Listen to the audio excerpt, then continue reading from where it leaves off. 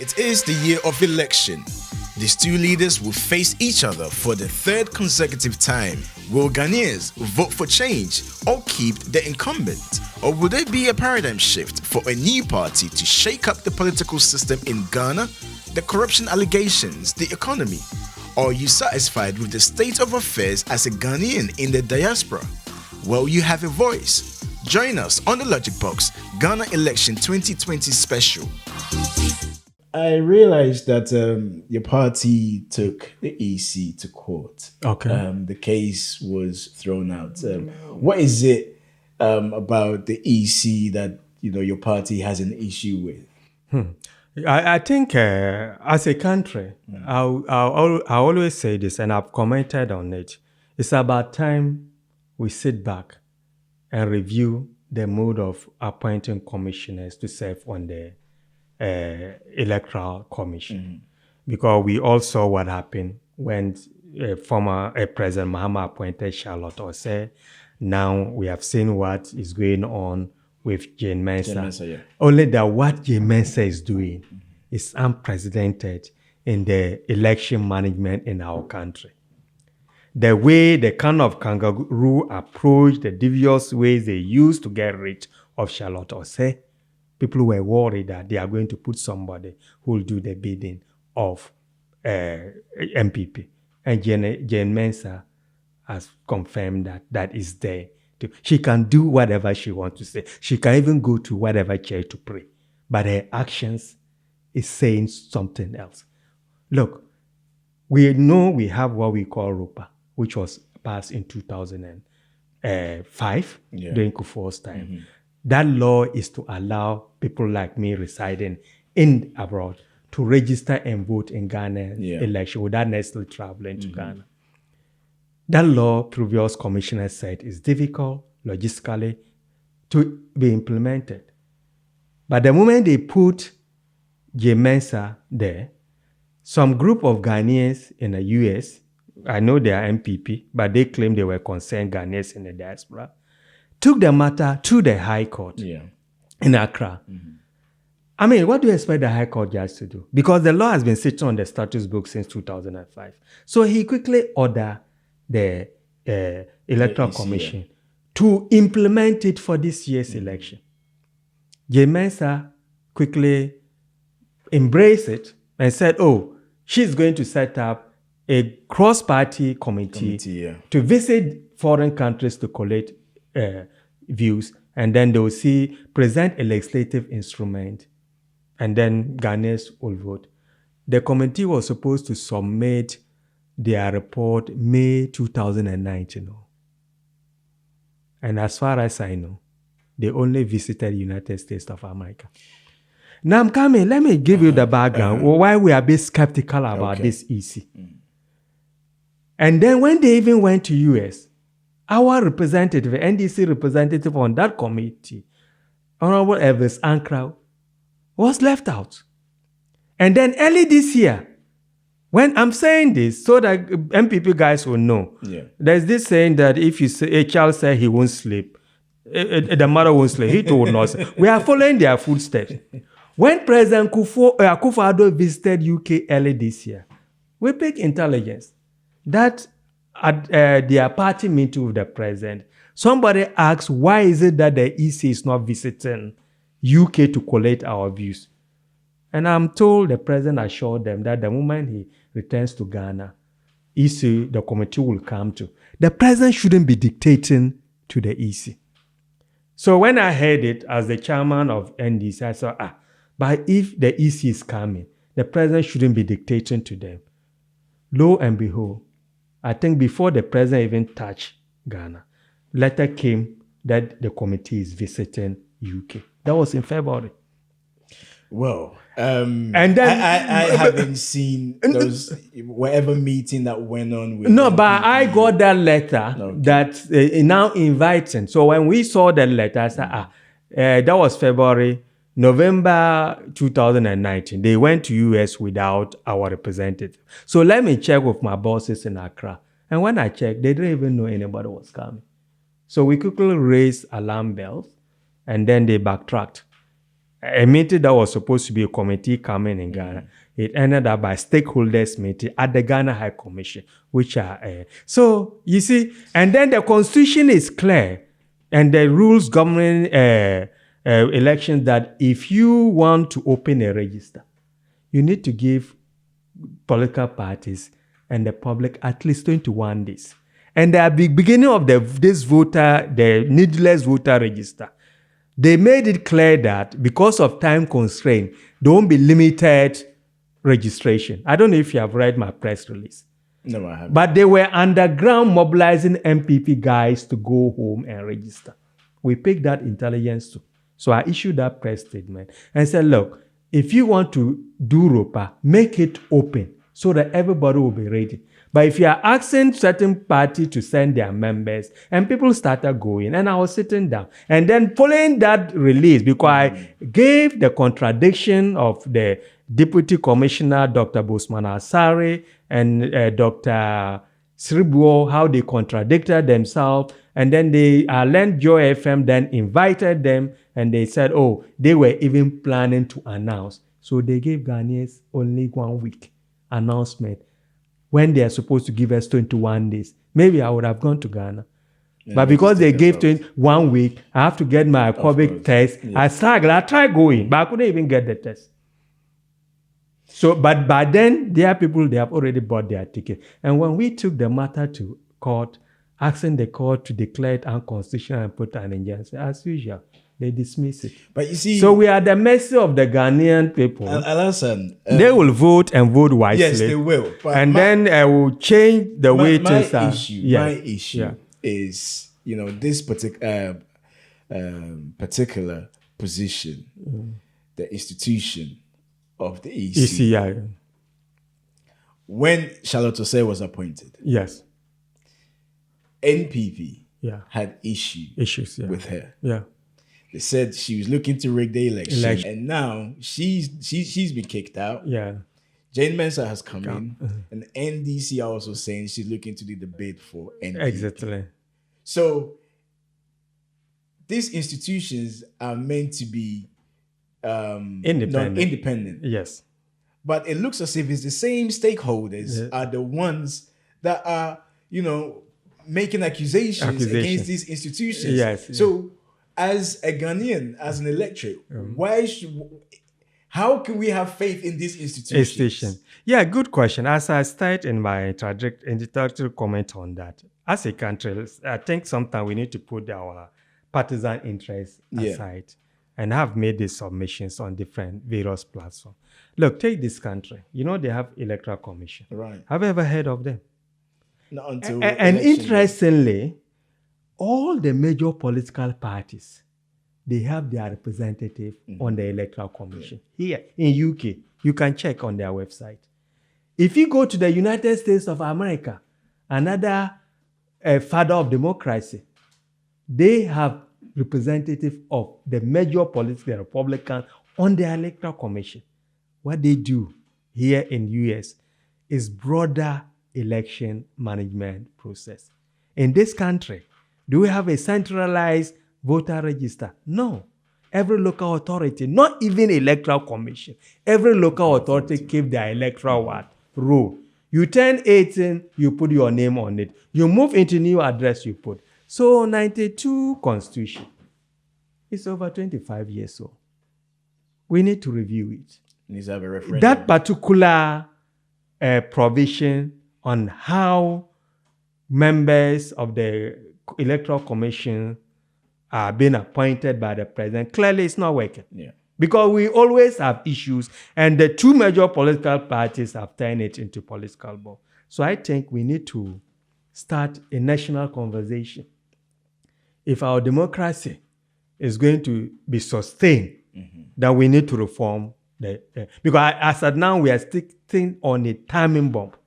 Because the Electoral Commission spent a huge amount of money claiming the old register was bloated, they have a lot of problems, and they have invited huge problems. So we don't know what is going to happen on the 7th. Okay, let's talk about one of your policies, legalizing Okada. Okada. What is the reason behind that? Well, let's be fair. Is riding of motorbike a crime in Ghana? No. No. Is it a crime to pick somebody on the back of your motorbike in Ghana? No. No. Okay. You see, it's about time we face reality. You can't have a law that cannot be implemented effectively. So what we are saying, the unemployment situation in Ghana is alarming. I think it's a security threat.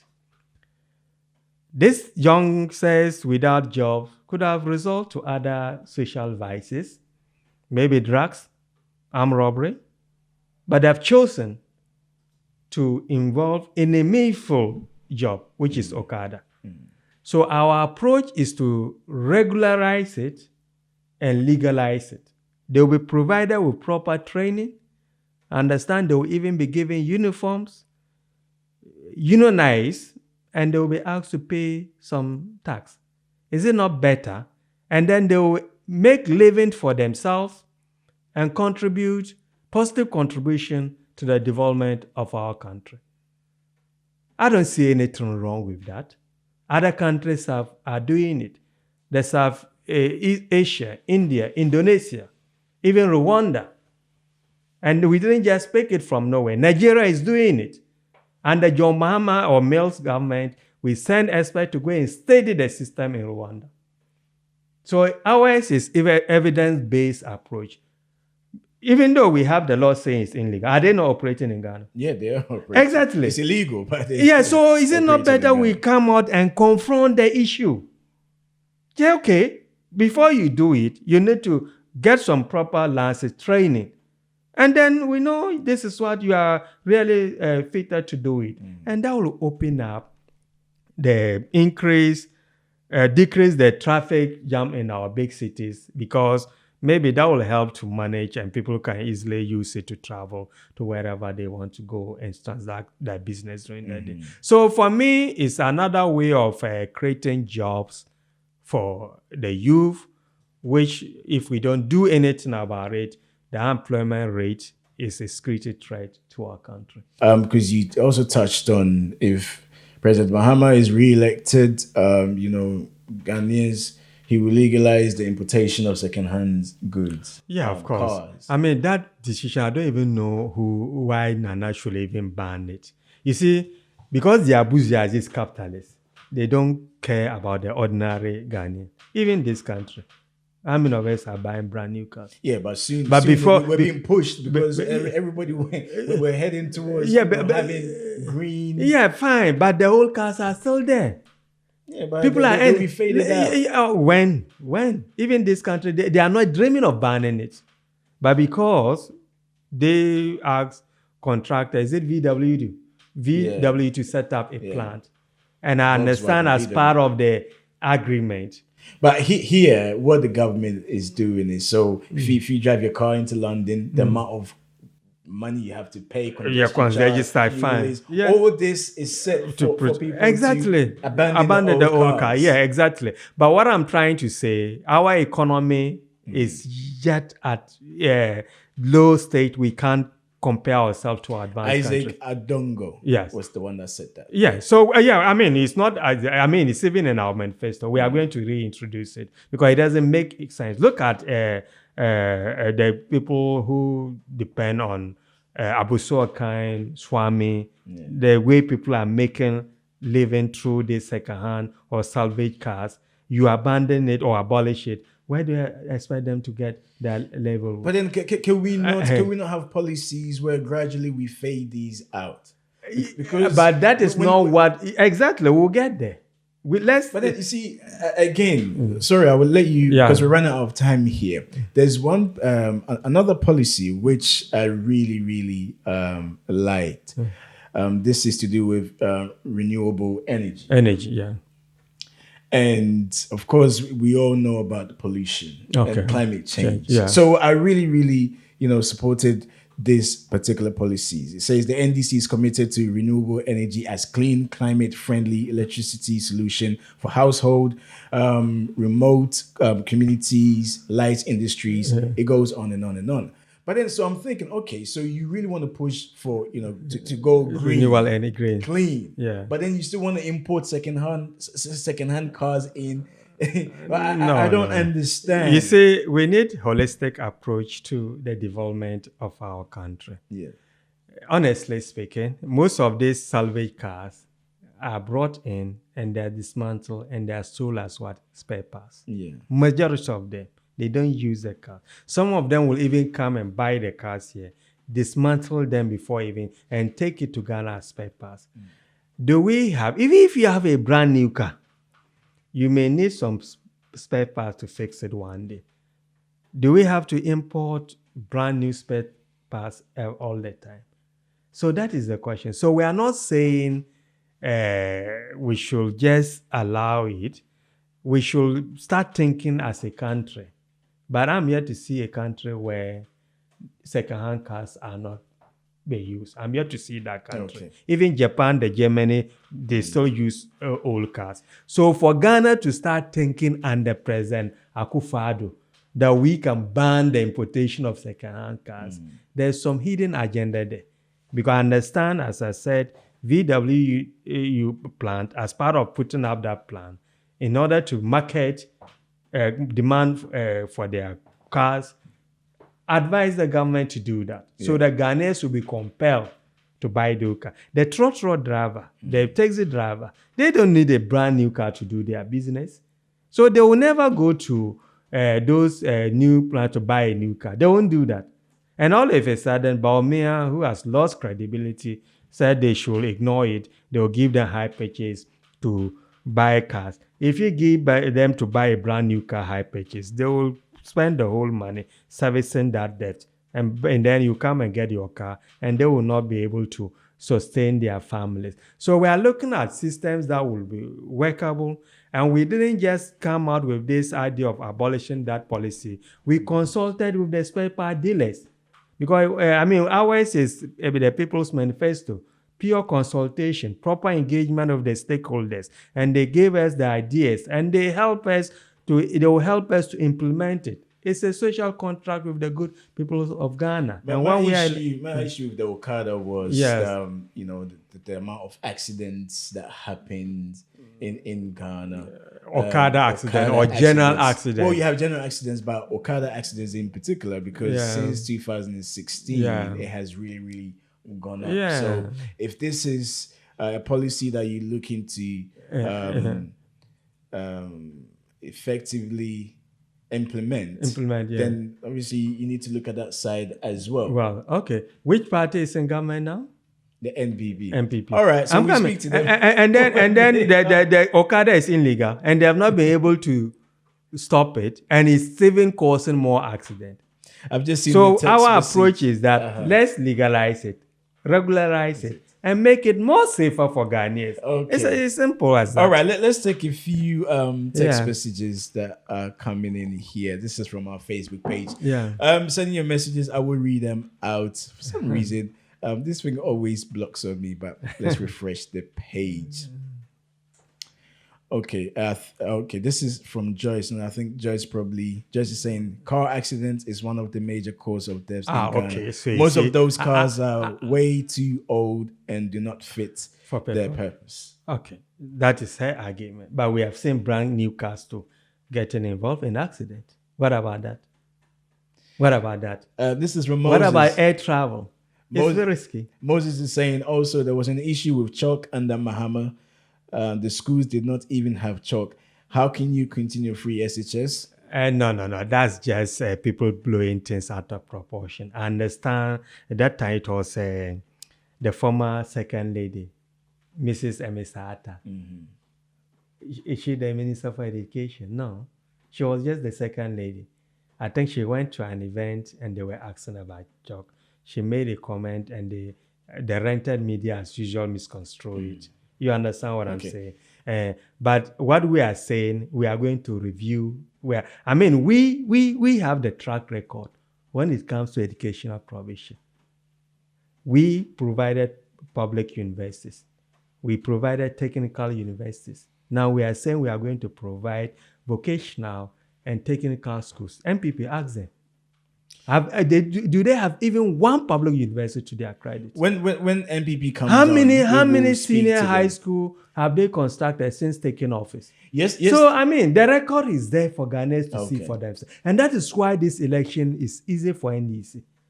Okay. Ghanaians have the opportunity We're to about compare to run up, and I'll give you time. President Akufo-Addo to President Mahama. Mahama. It's as simple as that. Yesterday- Let's put other consideration aside and put Mother Ghana first. Okay, yesterday on the Logic Box, we spoke about the separatist group of people of Togoland who want to separate from Ghana. Okay. President Mahama said the way the approach the president has taken shows that he's not serious about the situation. Yeah. What do you think? I mean, clearly he's not serious. That is very serious thing. Your territorial sovereignty is being threatened. And all the president could say, oh, I don't want to panic. We are not saying panic. Panic is not the same thing as being proactive. This is not the first time. These people have started doing it. I'm not supporting it at all because Ghana, the boundaries of Ghana was settled before we even attained independence in 1957. Yeah. The issue of Trans-Volta Togoland was decided in the plebiscite. Mm-hmm. It's not only Togo, Volta region, even where I'm coming from, Yendi, and some part of the north, Boku side, they all took part in that plebiscite. Mm. Of course, they voted overwhelmingly to remain part of the Gold Coast. Yeah. Now, we have a situation in the history of our country since the political narrative that precedes our independence started resurfacing. A full member of parliament of the ruling party, NPP, Honorable K.T. Hammond, referring to these people as a particular region, as foreigners. Voltaireans are Togolese. So what do you expect? And we all saw what happened during the registration exercise, as if Volta region was at war. Troops were sent there. I'm giving you history. Yes. Because if you have pocket of people who want to break away from your country, and then members of your party are publicly referring them to foreigners in court, and the president has not even come out to condemn it. And now all of a sudden, these people have taken it to next level. And then you didn't even issue a statement. You have not even sent your national security advisor, your defense minister, to go and see what is happening there. You are in Kumasi politics. Only to say he is not saying anything because he doesn't want Ghanaians to panic. So he wants Togo to break away, Volta region to break away before he will start panicking. So Mahama hit the nail on the head. The president is not serious about it. And that is fueling the rumors that he wants the situation to escalate, and then he will declare state of emergency to prevent that part of Ghana from voting. So it's about time he take responsibility. And I listened to lawyer just Efa Dete, member of parliament, as usual. When I listened to his submission, he gave the history, which is fine. Yeah. But he concluded by saying that, if they want to break away, then they need to ask a referendum. What kind of thinking is that? We're a unitary state, we are not a federal state. Even in a federal state like United States of America, it's inserted in there, and even in Nigeria, that for a referendum to happen, all the countries forming the federation, all the states forming the must agree. Nigeria picked that from the Biafran War. The Biafran War. And in US, it's clearly written. So how can you say if a particular group of people wants to break away from Ghana, they should ask for a referendum? They will break away tomorrow. Northern region will say they also want a referendum to break away. Greater Accra will say, and then they will cease to have Ghana. And these are the kind of people we have leading the country. And today, Boniface Abokwaka, MP for Medina, he said, that if NDC were to be in power, what is happening in Volta region wouldn't have happened. The West Togo and whatever. And that is like they don't like NPP. That's why they are doing that. But when NDC was in power, we didn't refer them to foreigners. We never referred them to foreigners. Is tribalism still an issue in Ghana, you think? Big issue. Let's not pretend that it is not an issue. But then a few weeks ago, big issue. We also had the comment of the Achim mafias. No. That one was... I'm coming. No. President Mahama, or it was even Azika Dongo who said... Yeah. I didn't say Mahama said. He didn't even refer to Achim as a tribe. Of course. If you say some Achim mafias, Asaka. Look, let me say it publicly to the whole world. Yes, we have state-sponsored Sakawa boys in Ghana.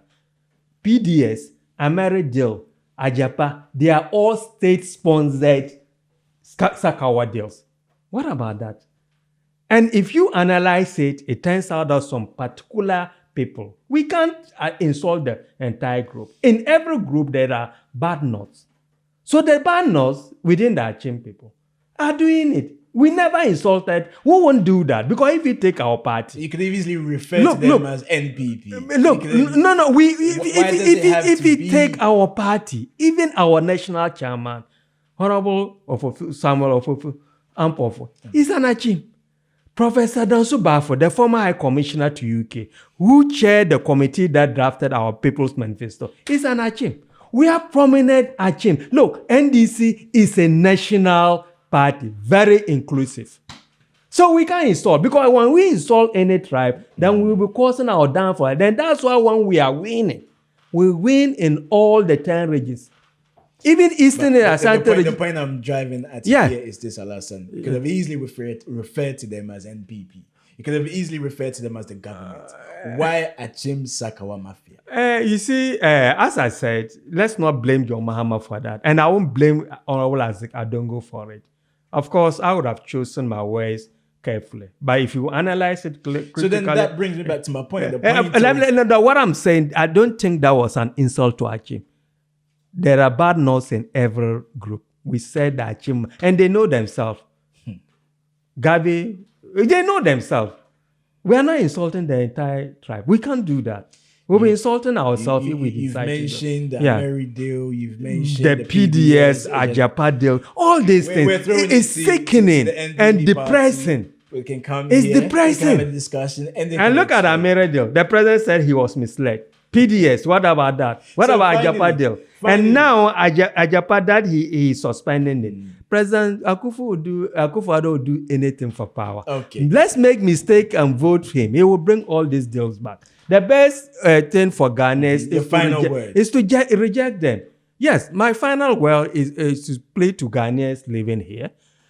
Due to whatever reason we have been disenfranchised, I mean, we couldn't go home to register.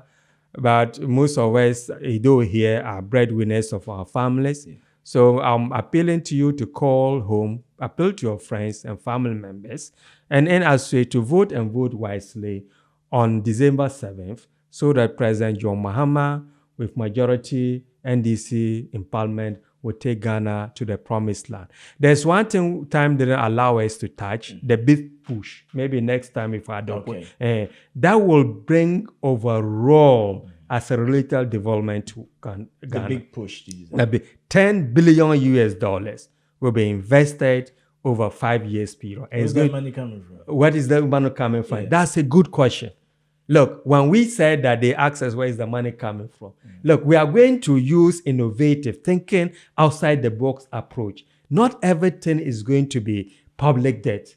Look at Terminal 3 at Kotoka. Do you know the Ghana government didn't put any penny in it? Look at how the private-public partnership is going to be one. We'll do away with the waste in the system. Of course, we can't lie to Ghanaians that we are not going to borrow. Some will come from borrowing. And the good thing is that most of the projects that will be undertaken through this big push will be undertaken by indigenous Ghanaian companies. We'll only involve foreigners where we think Ghanaians don't have expertise to undertake that project. Okay. So the profits will be plowed back, and you can imagine what the multiplier effect is. So Ghana is ready to take off again. But we can only do that by bringing John Mahama back to power come December 7th. Alhassan, it's been good talking to you. Thank you very I'm much. sure we'll meet again. Of course. And talk some more. Of course. Yeah. Alhassan Mbalba, NDC Chairman, UK and Ireland, has been our special guest today. Thank you for watching. Thank you for sending your messages. Even though I couldn't read all of them out, I can see a lot of people going back and forth. Make sure you share, okay? Also, we're streaming live on our YouTube page. So head over to our YouTube page and subscribe to our YouTube channel. It's the Logic Box with Jones. Thank you very much for tuning in.